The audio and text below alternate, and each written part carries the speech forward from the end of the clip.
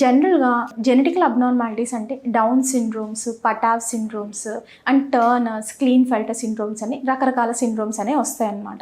ఈ మధ్య కాలంలో చాలామంది బేబీస్‌కి ఆటిజం అని, ఏడీహెచ్‌డీ గాని వింటూ ఉన్నాం మనం. సో, ఆ జెనెటికల్ ప్రాబ్లమ్స్ కూడా తెలుసుకోవచ్చా అంటే it is difficult to tell.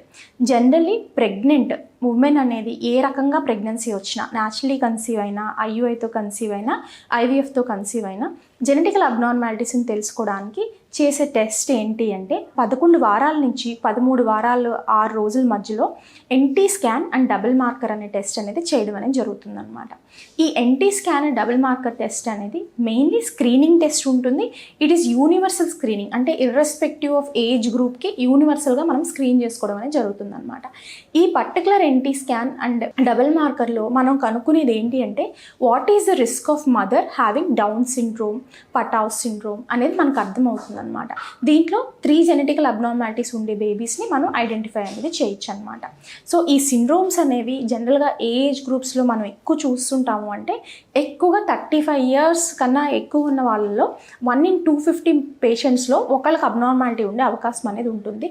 But యంగ్స్టర్స్లో ఏంటి అంటే జెనెటికల్ అబ్నార్మాలిటీస్ తక్కువే ఉంటాయి అన్నమాట.